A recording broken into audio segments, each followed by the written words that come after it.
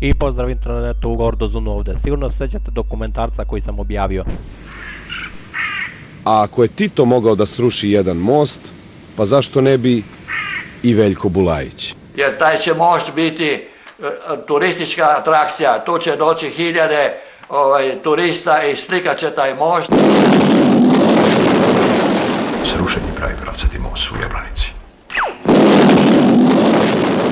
Pojavio se neki dim kad je to eksplodiralo, tako da nije mogu se vidio most uopšte.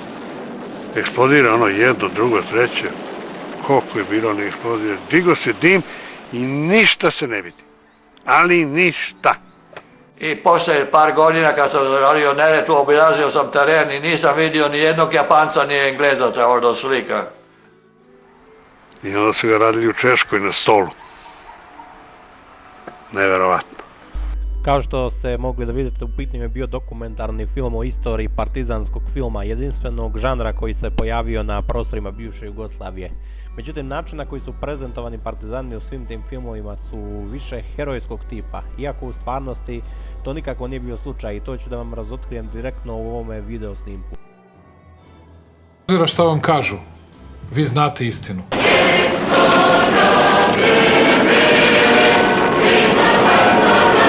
Glasači Akademije vole velike filmove. To je bio veliki film.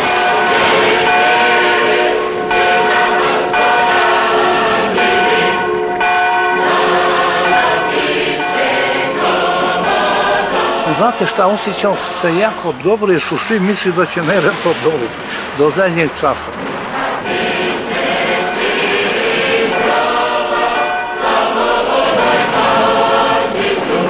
Svjetskoj publici ne možeš prodati jednostavni partizanski film. On malo mora biti uslojeniji.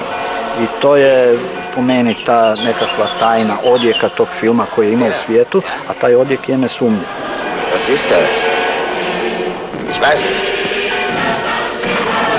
Film nije dobio nagradu zato što je u stvari to komunistička zemlja, a Amerika sama po sebi ima jedan odijum prema komunizmu.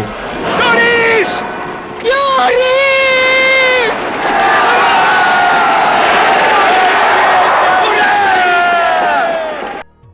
Moram reći da ovakve scene nisu baš dobro ostarale. A zašto konkretno to? Pa vidite, kako su godine prolazile, ljudi su počeli da shvataju pravi odnos koje su pripadnici komunističke partije imali prema crkvi. Iskreno nije bilo prijatno pronaći ovakve fotografije u arhivima komunističke istorije. Također, sve više se pronalaze fotografije koji su jasni dokaz da pripadnici komunističke partije su bili u masonskoj loži ili su sarađivali sa pripadnicima same masonske lože i bili su po njihovim uticajem direktno ili indirektno. Koliko konkretno je to bio slučaj, pa kako bih rekao, teško je reći jer mnogi dokumenti koji pišu o tome su veoma ograničeni, ali na osnovu onoga što je dostupno jasno možemo vidjeti da su masoni imali masivan utjecaj čak na obe strane fronta, jer kao što znamo kasnije je dolazilo do podjela, ali na kraju sve to bila ista borba. I osim toga što je još zanimljivo je da komunisti nisu ni izbliza bili takvi heroji kao što ih prikazuje partizanski film. Primjerice ovdje vidimo da je ovome Sovjetu direktno obrizan sat sa ruke. Zašto? Zato što je krao satove sa mrtvih vojnika i morali su da sakriju tu bruku. Također imamo bukvalno video snimak na kome partizan priznaje sve ratne zločine koje je počinio tokom trajanja Drugog svjetskog rata. Javno pred kamerama, jedan partizan hladnokrvno opisuje kako je počinio ratni zločin. Priključio se djevčanskom odredu. Mene su, ajde, dedić, napred. A Švabo, jedan sa tregerama, gol gore bio, držao demižon, vina, bez kape bio. I onda, kao da bi se on predao, ja sam ga ubio, da vam kažem motorno, ja sam ga ubio, kod mosta tamo odmah. Ako ste htio predati, zašto ste ga ubili? A nije se on htio predati, nego on kao šta ja znam, držao taj dimižon. Prema svim međunarodnim konvencijama ratovanja, ali i prema hrvatskom kaznenom zakonu, ubiti ratnog zarobljenika je ratni zločin. Njegove filmu ne glumim ništa. Ni u jednom njegovom filmu ja ne glumim ništa. Walter od početka do kraja ima jedno jedino stanje i ništa drugo.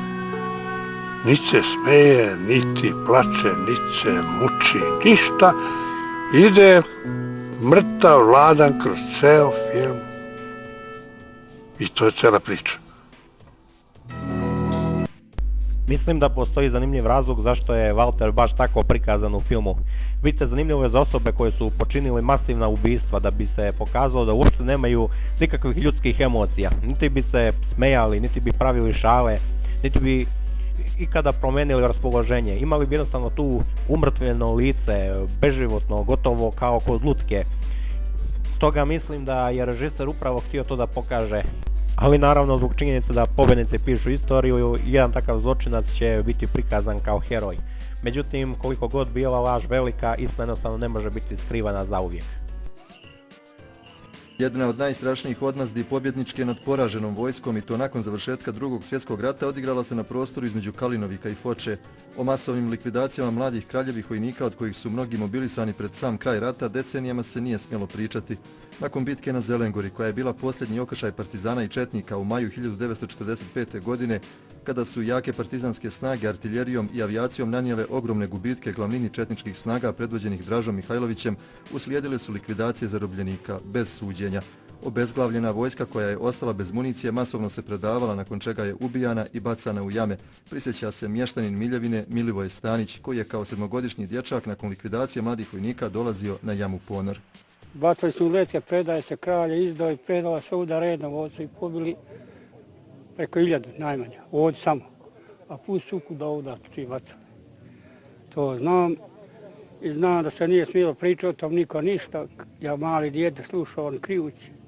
Kao što su Pohorje i Zidani most u Sloveniji masovna grobnica crnogorskih četnika, tako su Zelengore i jame oko Kalinovika i Foče puni kostiju kraljevih vojnika i civila iz njihove pratnje iz Šumadije, ponajviše iz Kraljeva, Valjeva, Kragujevca, Čačka. Kod naroda u tom kraju Srbije nakon rata ostalo je uvjerenje da je narod Foče i Kalinovika učestvovao u masovnim likvidacijama, tako da Fočaci tamo nikada nisu bili dobrodošli, pogotovo u Kraljevo i Valjevo.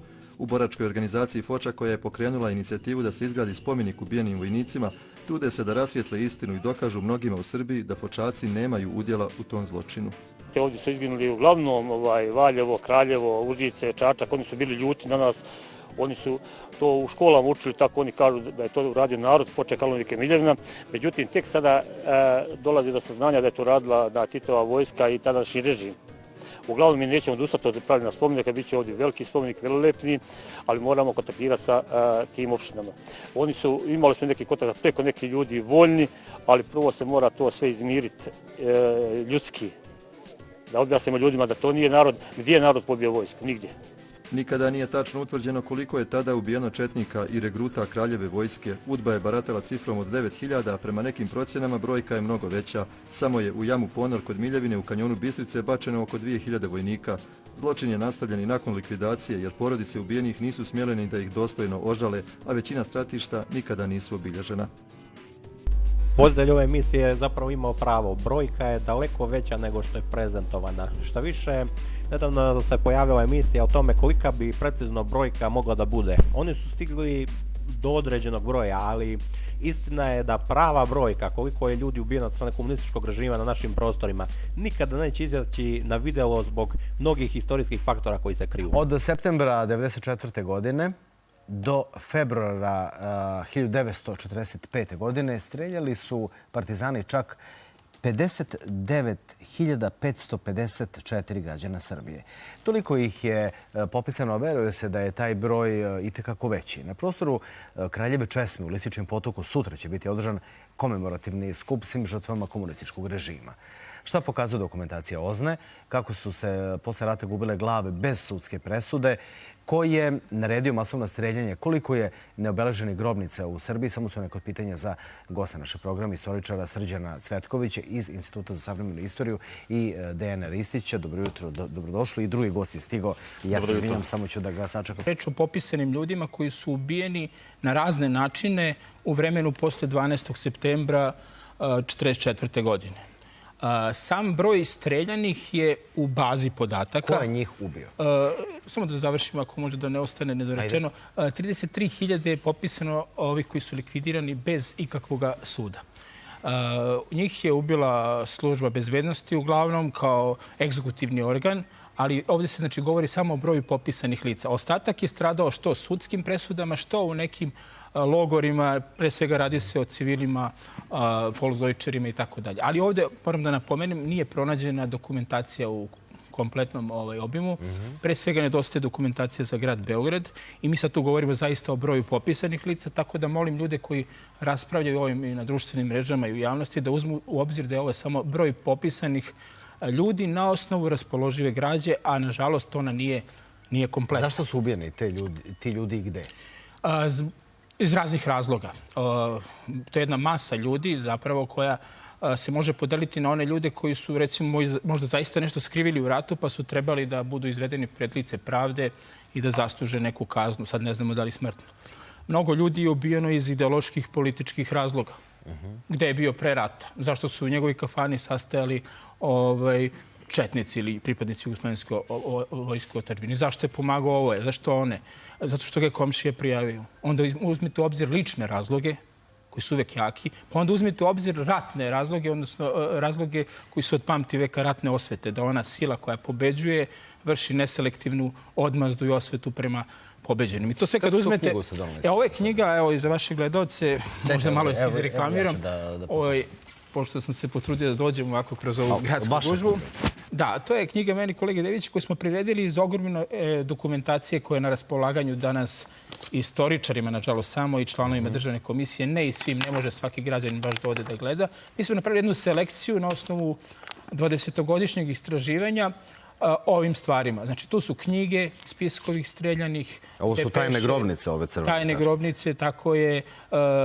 I sva dokumentacija je selektovana i teškom mukom zapravo napravljen odabir za tih 600 strana, jer se radi o dokumentaciji koja je teška nekoliko desetina ili stotina dužnih metara o baš ovim stvarima, o likvidacijama. Tako da, jedna od osnovnih stvari koje treba da znaju građani jeste da je to rađeno sistemski i planski, ne toliko anarhično, bilo je iskakanja i da o tome vođena precizna dokumentacija, kakva nije nađena ni u jednoj zapravo komunističkoj zemlji. Mi nemamo recimo to u Sovjetskom savezu i drugim zemljama, jer ovdje je neko oslobođenje došlo, ne ružno reći, prerano.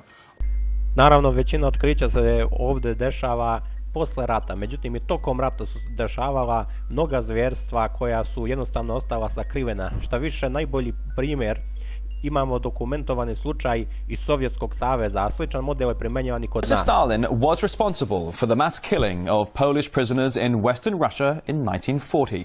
Russia's parliament accepted the Soviet leader ordered the Katyn massacre that soured relations between Moscow and Warsaw for years. RT's Katerina Azarova has more.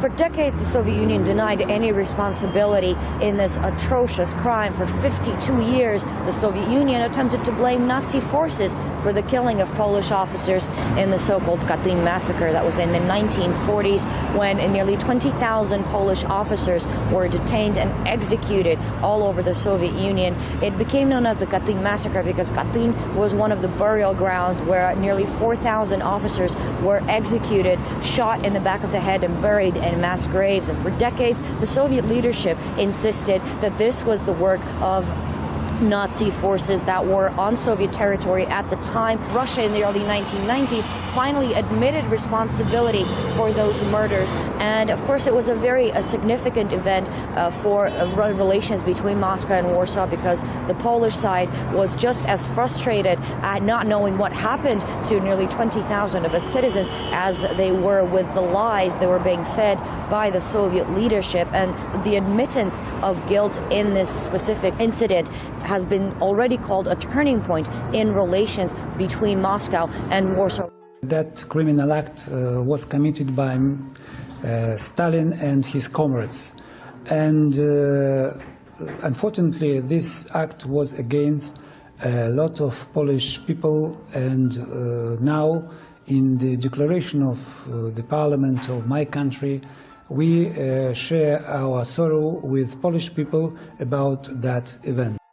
Kao što direktno pokazuje Staljinova naredba 0428, komunisti su često imali običaj da oblače uniforme svojih neprijatelja, izvršili bi mnoga zvjerstva, a zatim bi krivili jednostavno drugu stranu. Očigledno da su slične stvari rađene kod nas, a i ne bi bilo previše kompleksno u haotičnosti rata izvesti takvu situaciju. Naravno, mnogi ljudi sumnjaju u autentičnost ovog dokumenta, ali kao što ste mogli vidjeti na prethodnom snimku, komunisti uistinu jesu radili takve stvari. Zato i kažem da će mnogi zločini koji su počinili kod nas ostati skriveni, jer kada bi počelo da se otkriva taj dio način na koji su vršili mnoga zla koja su prepisana ustašama, četnicima ili Njemcima, da su zapravo bila izvršena od strane komunista. Moralo bi bukvalno se menja čitava naša istorija, a istoričari generalno imaju tendenciju da izbegavaju takve stvari, stoga mislim da će to i dalje ostati sakrivena tajna jugoslovenske istorije. I naravno sada možete uvidjeti da partizani nisu uistinu takvi heroji kakvi su ih filmovi prikazali, to je na kraju krajeva ništa više obična propaganda. U principu to je sve što sam imao da kažem, nadam se da se dopao video, kao i uvijek nadam se da se nauči nešto. Ako vas zanimaju više detalja u vezi šta se sve još dešavalo u Drugom svjetskom ratu, bit će jedan snimak koji ne mogu da objavim na YouTube-u dole u opisu. I to bi bilo to, Lord of Zunu se odjavljuje.